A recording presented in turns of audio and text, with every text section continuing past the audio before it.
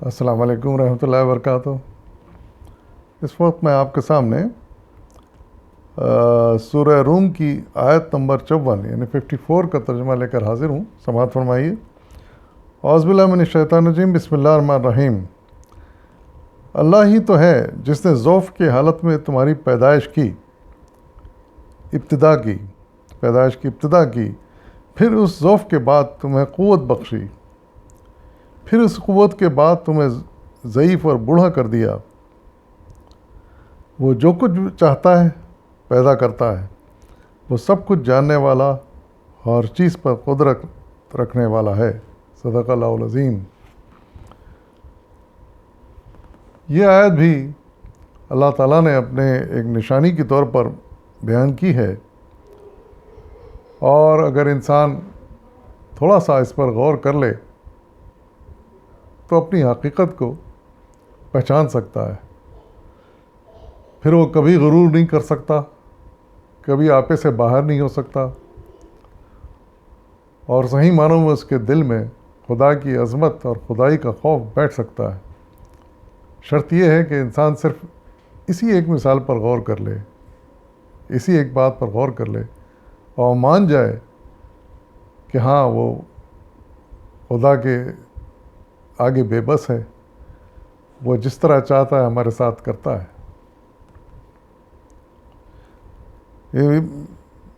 اس میں یہ بات، یہ ایک حقیقت بیان کی گئی کہ انسان جب پیدا ہوتا ہے تو کس قدر کمزور حالت میں پیدا ہوتا ہے، کس قدر کمزور حالت میں پیدا ہوتا ہے، کسی قابل نہیں ہوتا،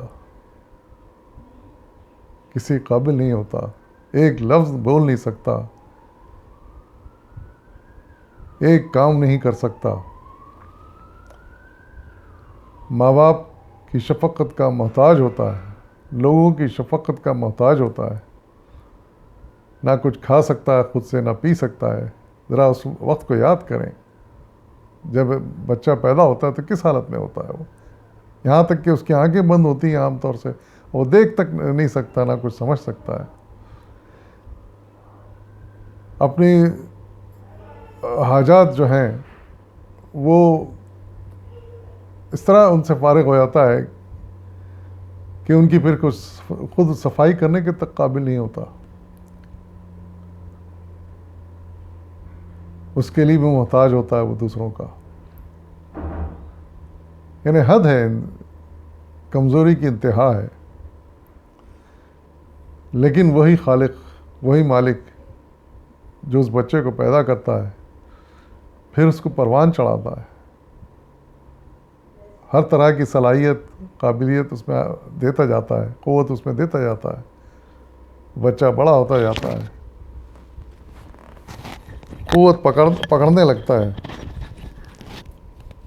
اور باتوں کو سمجھنے لگتا ہے، پھر اپنے کام خود کرنے لگتا ہے، ایک وقت آتا ہے، اور پھر مزید طاقتور ہوتا ہے۔ جب وہ بچہ جوان ہوتا ہے تو نہ صرف وہ اپنے کام خود کرنے کے قابل ہو جاتا ہے، بلکہ دوسروں کی مدد کے بھی قابل ہو جاتا ہے،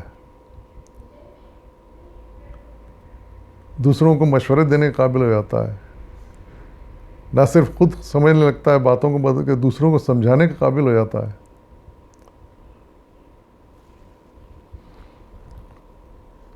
اور پھر اپنے روزی کمانے کے قابل ہو جاتا ہے، اس کا محتاج نہیں رہتا پھر دوسروں کا، وہ خود اپنی روزی خود کمانے کے قابل ہو جاتا ہے۔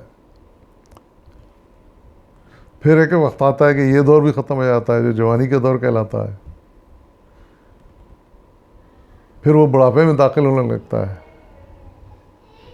اس میں پھر دوبارہ کمزوریاں پیدا ہونے لگتی ہیں، پھر آہستہ آہستہ اس سے وہ صلاحیتیں، وہ قوتیں چھننے لگتی ہیں جو اس میں پیدا ہو گئی تھیں، اللہ تعالیٰ نے پیدا کر دی تھیں، اور ایک وقت آتا ہے پھر وہ بے بس اور بیکار ہو کے رہ جاتا ہے، وہ کوئی کام اپنی طاقت سے نہیں کر سکتا، پھر دوسروں کا محتاج ہو جاتا ہے۔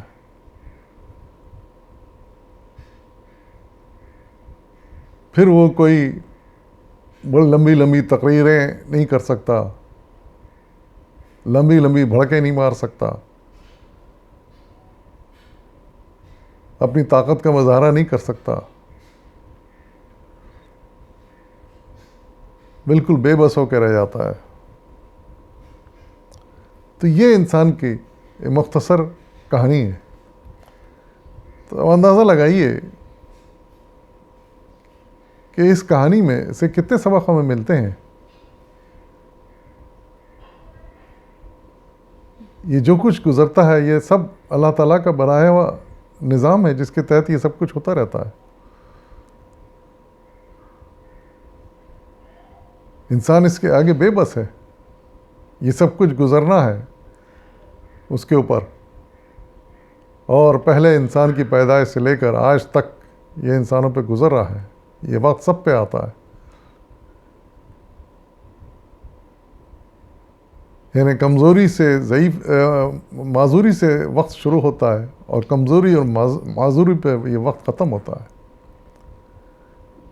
کچھ تھوڑا سا وقت ہوتا ہے جو وہ جوانی کا ہوتا ہے، جس میں انسان کچھ کرنے کے قابل ہوتا ہے۔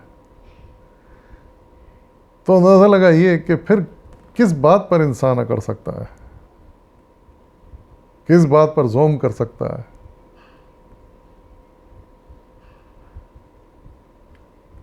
ہر وقت وہ اللہ تعالیٰ کے رحم و کرم کا محتاج ہوتا ہے۔ وہ جس اسٹیج پر چاہے، چاہے بچپن کی اسٹیج ہو، چاہے جوانی کی اسٹیج ہو، چاہے بڑھاپے کی اسٹیج، جس اسٹیج پر چاہے وہ اللہ تعالیٰ اپنے پاس واپس بلا سکتا ہے اس کو۔ آج تک کوئی اس پہ قابو نہیں پا سکا۔ تو انسان اپنی اس بے بسی کا اعتراف کیوں نہیں کرتا؟ کیوں نہیں کوشش کرتا کہ وہ ایک تھوڑا سا وقت جو جوانی کا ہوتا ہے، جس میں اس کے پاس قوتیں بھی ہوتی ہیں، صلاحیتیں بھی ہوتی ہیں، کچھ کرنے کے پوزیشن میں ہوتا ہے، وہ تو کیوں نہیں کچھ بہتر کام کر لیتا ہو؟ پھر اس مختصر سے وقت کو کیوں ضائع کرتا ہے؟ وہ اپنے لیے گناہ کیوں مول لیتا ہے؟